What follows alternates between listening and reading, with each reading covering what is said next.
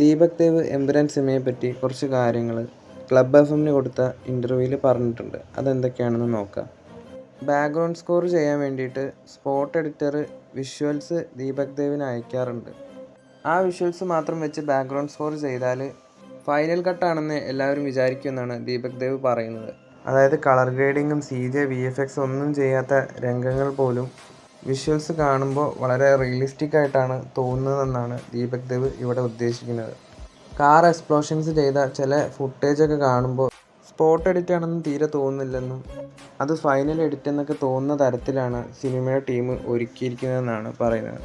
എന്തായാലും ടീസറോ ട്രെയിലറോ ഒന്നും വരാതെ സിനിമയുടെ ഹൈപ്പ് ഇങ്ങനെ ഉയർന്നുകൊണ്ടിരിക്കുകയാണ്.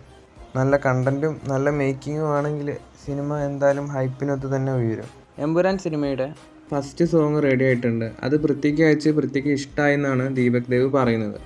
മുമ്പ് ലൂസിഫറിൻ്റെ BGM ചെയ്യാൻ ക്ലാസ് മാസമായിട്ടുള്ള ഒരു BGM ആണ് തനിക്ക് വേണ്ടതെന്നാണ് പൃഥ്വിരാജ് ദീപക് ദേവിനോട് പറഞ്ഞതെന്നും ദീപക് ദേവ് ഈ ഒരു ഇൻ്റർവ്യൂവിൽ പറയുന്നുണ്ട്. അങ്ങനെയെങ്കിൽ അത്തരത്തിലുള്ള ട്രീറ്റ്മെൻറ്റ് തന്നെയായിരിക്കാം എമ്പുരാൻ സിനിമയിലും ദീപക് ദേവ് ഉപയോഗിക്കാൻ പോകുന്നത്. ഏകദേശം 100 ദിവസത്തോളം എമ്പുരാൻ സിനിമയുടെ ചിത്രീകരണം പൂർത്തിയായിട്ടുണ്ട്. ഈ മാസം അവസാനമായിരിക്കും സിനിമയുടെ ഗുജറാത്ത് ഷെഡ്യൂൾ കംപ്ലീറ്റ് ആവുന്നത്.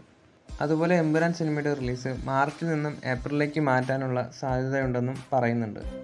എമ്പുരാൻ സിനിമയുടെ കൂടുതൽ അപ്ഡേറ്റുകളുമായി അടുത്ത വീഡിയോയിൽ കാണാം.